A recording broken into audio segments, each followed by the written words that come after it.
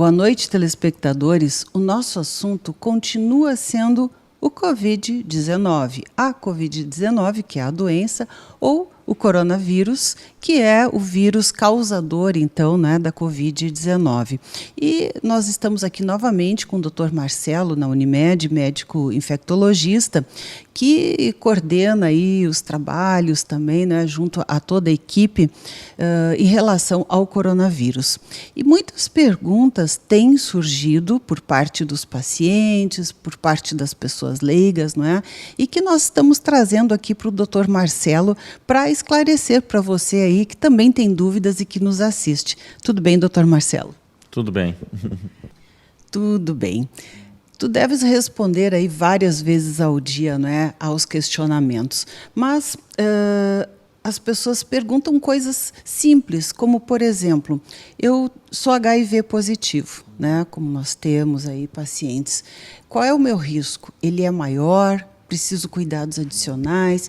E se eu pegar o coronavírus, vou ter mais chance de morrer? E assim, outros perguntam também, eu uso corticoides cronicamente, porque eu tenho alguma doença reumatológica, artrite reumatoide ou outra, né?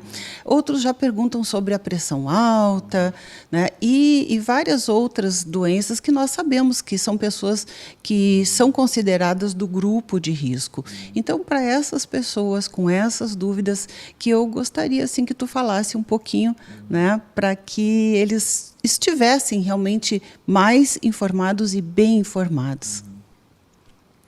Em relação aos pacientes que pertencem ao grupo de risco, que são os pacientes que possuem maior de 60 anos, os pacientes que possuem comorbidades, né?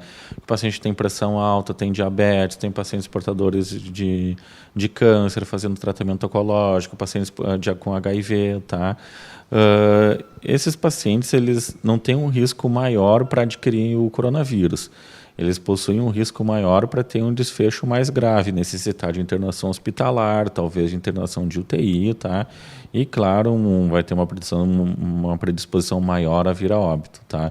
Então, é o que essa relação que tem os grupos de risco em relação à infecção pelo coronavírus, tá? Mais especificamente em relação ao HIV, tá? Não tem nada relacionado só pelo fato de ser do paciente ter HIV que ele vai ter um desfecho mais favorável, tá? Os pacientes hoje, a grande maioria dos pacientes, eles estão com a doença controlada, estão com a sua imunidade reconstituída, carga viral indetectável, tá?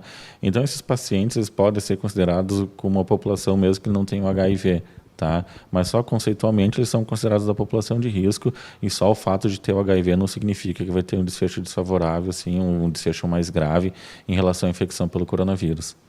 Pois é, só abrindo um parênteses, então a gente não ouve mais falar de pacientes que morreram, né, pela AIDS, que era um pânico, né, também, e agora nem se ouve mais falar também, né, dessa questão. O nosso medo agora é o coronavírus, né, e as pessoas que são HIV positivo hoje têm tratamento, estão, né, bem controladas e muitas vezes até por se dizer assim, curadas, porque não se detecta mais, não é, o vírus nos exames de sangue. Isso mesmo. Hoje o HIV ele virou uma doença crônica, né? Não é aquela doença lá do final da década de 80, início da década de 90, né? Desde que surgiram os antirretrovirais, assim, o famoso coquetel, né? Os pacientes passaram a ter uma vida normal, que a gente sempre fala, assim, eles vão ter uma vida normal, claro, às custas de ter que tomar um medicamento todo dia, assim como o paciente que tem pressão alta, que tem diabetes, que tem dislipidemia, ele também vai ter que tomar um medicamento todo dia. Tá? Então, os pacientes têm uma vida normal, a sobrevida é uma sobrevida normal, eles não vão morrer antes pelo fato de ter HIV. Tá? Hoje, é uma coisa que eu sempre falo para os pacientes no consultório, né, que hoje a pessoa ela vai adoecer do HIV se quiser, que se ela não quiser se tratar, não fazer acompanhamento, monitoramento, aí esse paciente ele vai ficar doente por causa do HIV. Mas o paciente que é aderente ao tratamento, faz as consultas regulares, esse paciente vai ter uma vida normal.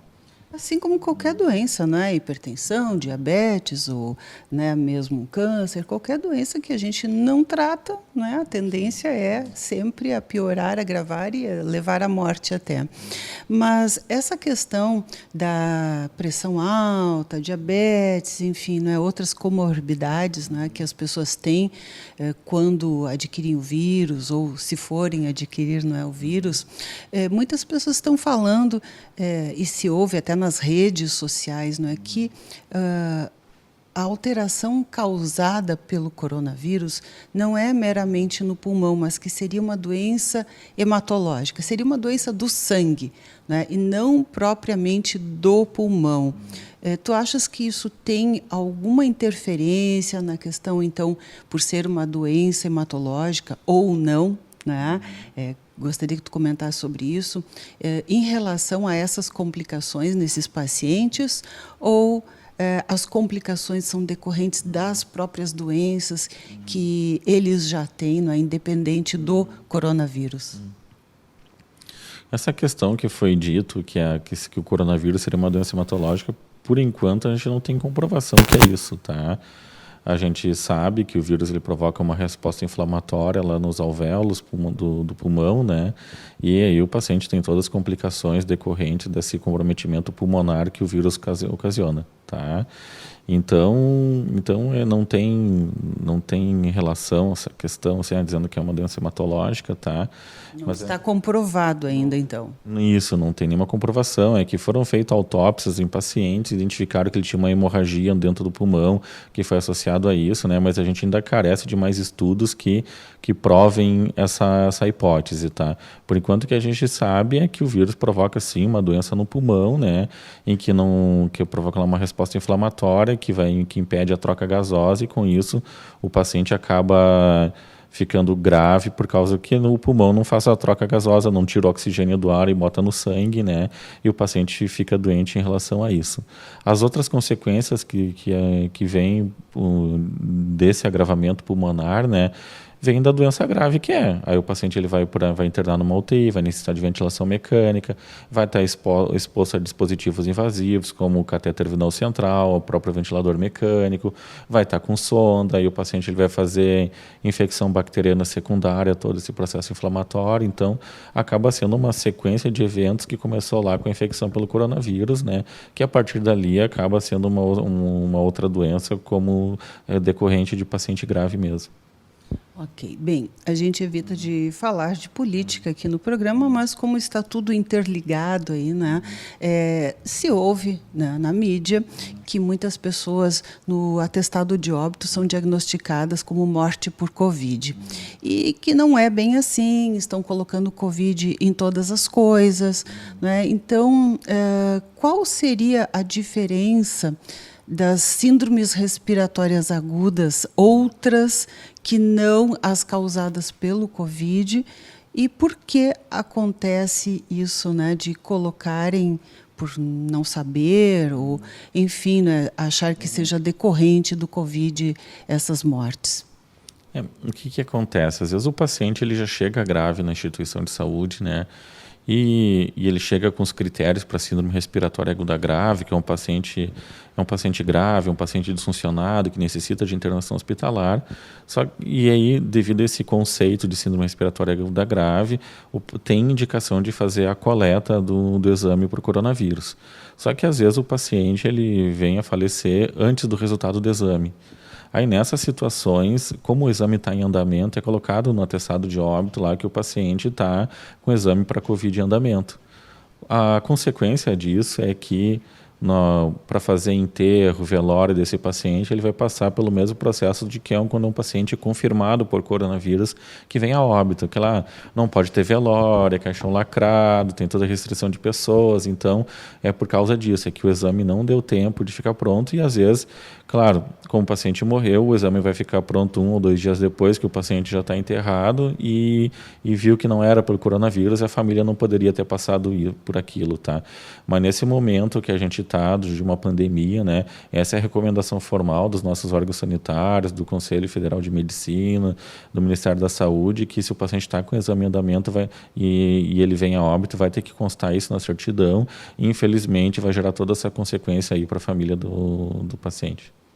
Que é algo terrível, né? Não poder se despedir, não ter velório, às vezes nem visitar a pessoa né, nos seus últimos momentos, mas eu creio também, né, que o número de mortes está muito aquém daquilo que está sendo alardeado por aí. Aqui, pelo menos na região, e a gente tem acompanhado os relatórios diários da nossa Unimed, realmente tem muitos pacientes em acompanhamento, outros positivados, mas muitos mais negativados, né? Então, eu creio que é realmente assim muito mais pânico, medo do que realmente é as mortes. E aí tu vais me dizer, né? Pelo que parece, são realmente pessoas que tinham uma imunodeficiência ou outros fatores de risco, ou pessoas que vieram de viagens para a Europa, né? E eu queria saber de ti assim as mortes aqui na região. Realmente, aqui no Rio Grande do Sul e na nossa região, a incidência dos casos ficaram abaixo do que estava esperando, né? Isso aí foi consequência do distanciamento social das pessoas, o reforço na higiene das mãos, a etiqueta da tosse, tá? O distanciamento social em si também colaborou para isso aí e deu tempo para os nossos serviços de saúde se organizarem para atendimento desses pacientes. Diferente do que a gente observa em outros estados, em que a pandemia está causando colapso no sistema de saúde e às vezes até no sistema funerário dos estados está causando colapso, tá? Hoje, as mortes que a gente tem aqui no Rio Grande do Sul, acho que pelos números atuais que eu vi ontem, acho que a gente não chega a 40 óbitos aqui no Rio Grande do Sul, né? E, por enquanto, esses óbitos têm sido relacionados, sim, a pacientes idosos e pacientes com comorbidades. Temos pacientes jovens entre os óbitos, né? Mas a grande maioria eram pacientes idosos e com comorbidades. E, especificamente, no Vale dos Sinos, tens alguma referência? Não, aqui na região eu sei que Novo Hamburgo acho que teve um ou dois óbitos. A gente tem um óbito relacionado a Ivoti. Então São Leopoldo teve 2 óbitos também já registrados, tá? Então aqui a gente está numa situação, eu não digo que é tranquila, porque é uma pandemia que a gente tem que ficar atento, né? Mas a gente teve, em relação ao estado, hoje o grande número de óbitos está no município de Porto Alegre. Região mais concentrada, não é? Bem, a gente volta daqui a pouquinho com você, conversando um pouquinho mais aí com o Dr. Marcelo ainda.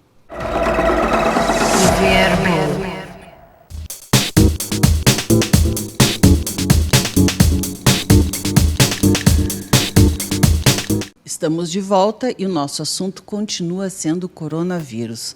Mais uma vez, viemos até a Unimed para conversar com o Dr. Marcelo Bitello, que é médico infectologista cooperado Unimed e que está aí diariamente fornecendo informações aos outros cooperados, juntamente com a diretoria da Unimed Vale dos Sinos, e atualizando sempre, né, a todos para que se tranquilizem ou para que estejam, né, por dentro de tudo que está acontecendo. E a Unimed fez aí adquiriu um verdadeiro arsenal de guerra contra o coronavírus, mas graças a Deus, as coisas estão muito tranquilas, muito mais tranquilas até do que o esperado. E tu atribuis isso realmente a todos os cuidados ou ao advento, talvez, do uso da cloroquina, porque as pessoas não sabem se estão usando, não estão usando, se funciona, não funciona. E isso já é outra pergunta também, não é? Muitos já querem tomar a cloroquina preventivo, vêm pedir se a gente já não pode deixar eles com uma receitinha, né, em casa guardada para se surgir algum sintoma. Então, gostaria de conversar contigo sobre esta droga e sobre todas essas outras questões. Realmente, aqui na Unimed a gente se preparou para uma guerra, né? Nós suspendemos os procedimentos seletivos, a gente alterou estruturas das nossas unidades, né? Fizemos áreas privativas para atendimento de pacientes respiratórios, a gente criou uma outra unidade de terapia intensiva para atender os pacientes só portadores de coronavírus, tá? E devido a essas medidas que a gente comentou antes, do distanciamento, a gente não teve uma incidência muito grande de casos aqui no nosso estado e na nossa região, tá? Tanto é que agora foi permitido pelo governo do estado a retomada de procedimentos seletivos, né? Claro, de forma pausada, forma mais espaçada, assim, a realização desses procedimentos, tá? Então a gente pode ver que a gente está num cenário epidemiológico favorável, sim, e que todas as medidas que foram instituídas até o momento, elas funcionaram para não ter uma elevação da curva da incidência de casos, né? A gente não pode associar essa redução da incidência à hidroxicloroquina ou à cloroquina conforme a droga que for utilizada, tá? Realmente, no início, houve uma corrida às farmácias para as pessoas comprar a hidroxicloroquina, né?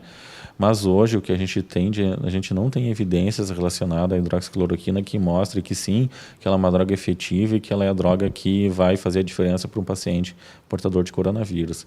A gente hoje destina a hidroxicloroquina para os pacientes graves, para os pacientes que necessitam internação hospitalar, os pacientes que necessitam de suporte ventilatório, que precisam de ventilador mecânico, tá? Então, esses pacientes a gente está reservando hoje a hidroxicloroquina e sim pacientes com mais embasamento sobre o diagnóstico, o paciente com um exame positivo e com todas essas descompensações.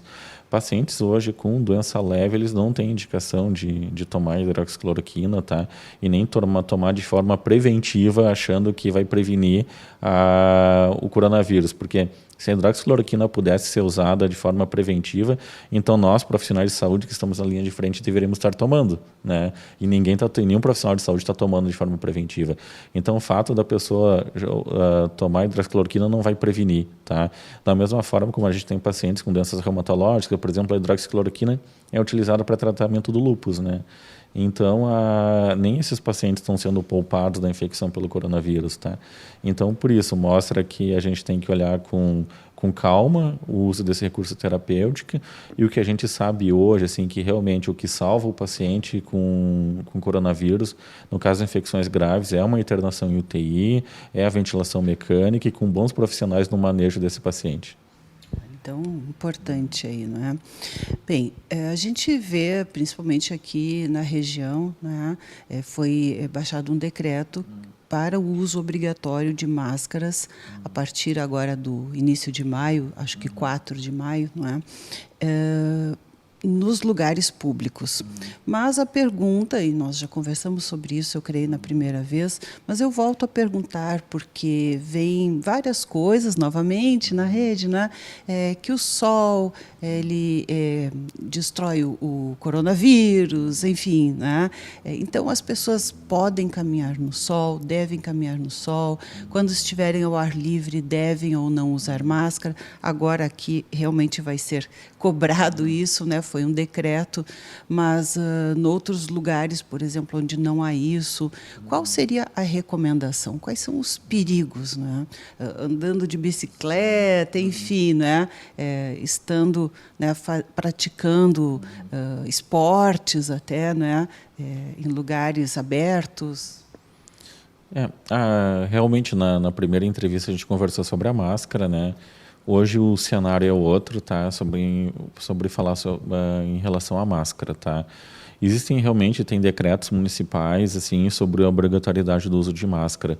É dentro da lógica, assim, que se tu tá com o vírus, tu não vai transmitir o vírus, estando com a máscara, porque a transmissão é por gotículas. E tu sendo saudável, estar utilizando a máscara, tu vai estar se protegendo de uma possível gotícula, tá? E se todos usarem máscara, não tem contaminação, né? E o fato de a pessoa doente utilizar a máscara, ela não vai contaminar o ambiente no seu entorno, né? Porque a transmissão do vírus também é pelo contato do vírus que fica nas superfícies, né? É claro, vai depender da condição. Se é um lugar que não tem iluminação, que não tem ventilação, o vírus vai durar mais tempo ou não, tá? Então não tem um número mágico assim, mas o que a gente sabe sim que o vírus pode ser transmitido através das superfícies. E o fato da pessoa estar utilizando máscara vai proteger, além de proteger a transmissão pela gotícula, vai proteger que a superfície fique contaminada. Dentro desse contexto, a gente vai então entra em questão em relação ao decreto, que sim, se tu sair de casa vai ter que sair de máscara, independente do que tu vai fazer na rua. Agora, quanto às atividades físicas na rua, se podem ser realizadas ou não, vai depender do decreto de cada município onde a pessoa resida, tá? Se a gente entrar no contexto que tem que ser reduzida a circulação de pessoas, então as pessoas não têm que ir para a rua praticar atividade física, elas vão ter que respeitar esse período de quarentena, esse período de distanciamento social e ficar em casa, como tem aquela hashtag Fica em Casa. Sim, né? sim. Então, o pessoal já está cansando de ficar em casa, né? Já vamos aí, não é mais quarentena, né? É sessentena. Isso mesmo. Então a gente tem que entrar nesse conceito, né? Que é para ficar em casa, que não é vamos esperar passar esse período da quarentena, da elevação dos casos, né? Vamos aguentar mais um pouco, ficar em casa e não se expor na rua e também para não expor outras pessoas, né?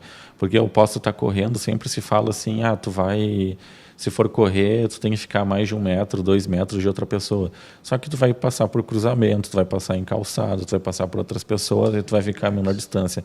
Além do que, ao fazer um exercício ao ar livre, assim, tem essas academias ao ar livre, né? As tuas mãos podem estar contaminadas com o vírus e tu vai contaminar as superfícies onde tu vai tocar. E obviamente, ninguém está andando com um spray de álcool na mão, num bolso e um paninho no outro para estar limpando as superfícies por onde toca, tá?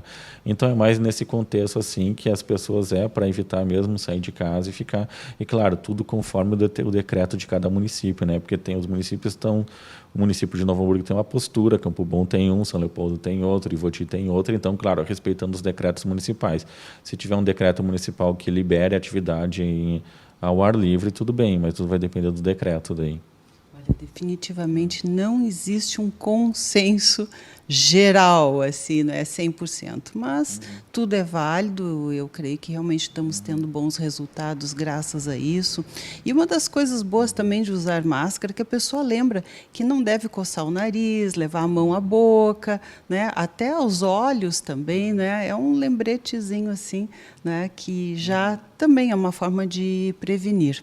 E no encerramento já do nosso programa, eu queria te perguntar o que tu achas, quanto tempo ainda isso vai se arrastar? Existe não digamos uma previsão assim, né, literal, mas na tua opinião ainda quanto tempo a gente poderia dizer, olha, a partir de X tempo, né, tanto tempo, as pessoas já podem sair de casa, perderem esse medo, vão estar mais tranquila e a vida voltar ao normal, né, a rotina normal.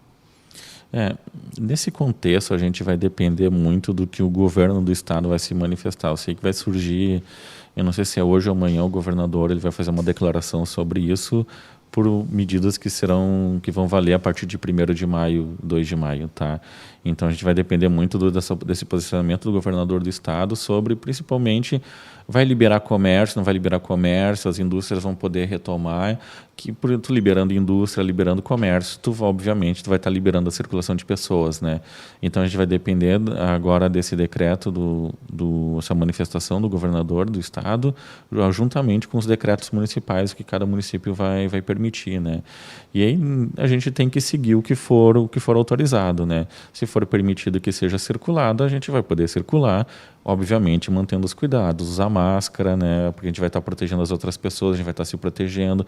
Como você falou, a questão da máscara educa a pessoa a não tocar o rosto, tá? Então esse é um ponto positivo da máscara também, tá? Então, e quanto tempo ainda vai durar, não sei. A gente não tem essa resposta, a gente queria poder dizer que daqui a 30 dias está tudo resolvido, né? O que a gente sabe hoje, que no Rio Grande do Sul a gente não teve o número esperado de casos, que no início da epidemia a gente achou que poderia estar nesse período, né?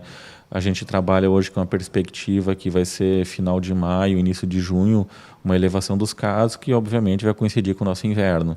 Nosso inverno pede atenção, porque a gente tem os pacientes de UPC, paciente com doenças respiratórias que ficam mais doentes nesse período do inverno, e além desse aumento de incidência de doenças respiratórias que a gente tem no inverno aqui, a gente ainda vai ter o coronavírus, que pode prejudicar ainda mais essas doenças de inverno. Então, hoje, o que a gente tem que se preocupar muito é com o nosso inverno, que está por vir aí, e por enquanto, o meu conselho para as pessoas é isso, cuidem, né? Se a orientação do decreto municipal for ficar em casa, fique em casa, ao sair de casa, usar máscara, higienizar as mãos, sempre cuidar, né? Para aí a gente tem que cuidar sempre de nós e dos nossos familiares, né? É isso aí, olha, o que tem de pessoas criativas aí, né, se reinventando. Legal, hein? Continue que logo, logo tudo vai passar. Inverno.